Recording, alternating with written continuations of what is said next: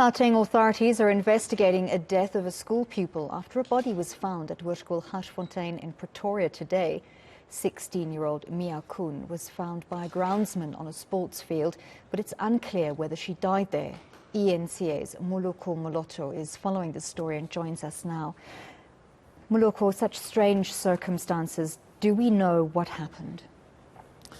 The only thing we know is that a teenager, a grade 10 pupil, Mia Koen, her body was found this morning by an official of the school. And mind you, only that the schools are on recess now. This is not a private school. The schools are, there are no children at the school. And we don't know when exactly did she get access into the school ground. We don't know whether she was alive, even when she found herself there. And all that obviously is a subject of the investigation by the police. The local station commander was there. However, he said in terms of the protocol, he's not allowed to speak to us. Very strange, though.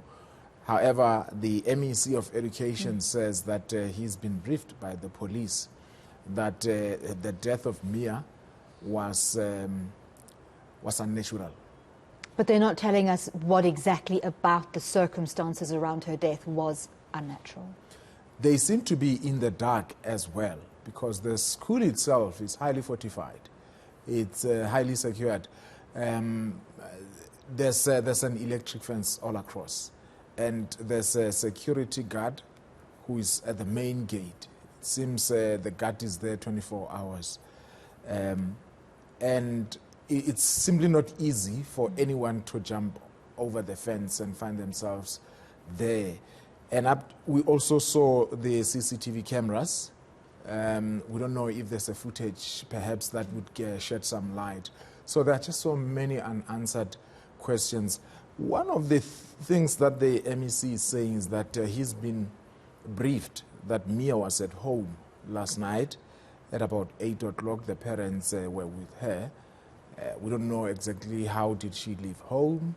It would seem that they did not know about her disappearance from home, because they also discovered of her death when they had gone to the police station this morning to report her as a missing person. Perhaps let's listen to MEC Domechilwane.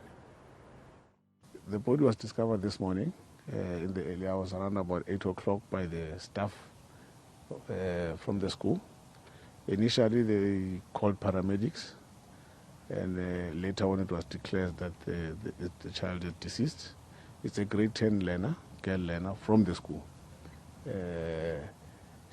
Initially, the parents tried to report her missing when the call came in that there is a scene. And when police came, they confirmed that that is the child that the parents were trying to report missing. As I've said earlier, 12 o'clock, midnight, according to the mother, she was still at home. So in between 12 midnight and 8 a.m. when she was found, we don't really know what happened. And how did she gain entry, we don't know. But I'm sure that the police will put maximum focus and attention to the case to ensure that we resolve it. So we will be continuing as a department to give support to the learners. We'll dispatch our psychosocial unit to be on standby when schools open, because currently it's recess. Moloko, you also spoke to the school governing body. No doubt, Mia's parents, this is a horrific situation for them, a loss, but also for the school community. Yes, but also even before we spoke to the representative of the SGB there, I asked the MEC, given the fact that she is a girl child, and we know the country we live in, I wanted to, unfortunately by the time we arrived, the body had been taken away, so we were not able to even see the body. So, but I wanted to know whether they are able to determine if she had been perhaps sexually assaulted, or were there physical injuries and all that. And he says, look, up to so far, let's wait for the post-mortem results. They will kind of like give us an idea of what could have transpired. Yes, we spoke to Lizel Malan, who is the representative of the school governing body. The principal, unfortunately, the deputy principal who was there at the scene was like, okay, the MEC spoke to you from our side. We align ourselves with that, what the MEC is saying. But the SGB representing parents says this incident is the first of its kind in the history of the school, and obviously sending condolences to the family. Let's listen to him. From the SPG side, our sincere condolences to the family and the community who has to deal with this immense reaction and terrible news that we have received this morning. We as school have you in our thoughts. Moloko, such puzzling circumstances, we understand the police need to conduct a thorough investigation, and with so many pieces of that puzzle missing still, they may take some time. Have they indicated when they would likely be able to release more information?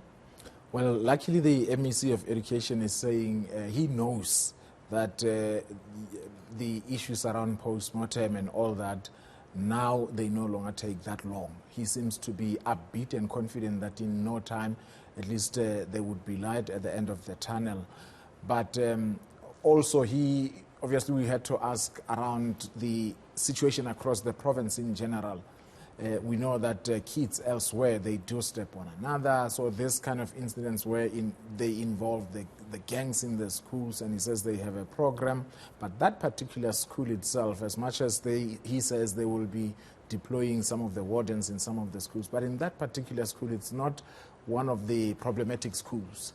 This is why this incident has caught everybody by surprise. But as I was asking some of the young stars there, on our way out, they tell me that there was a game of hockey yesterday, but it was just during the day, perhaps up until dusk.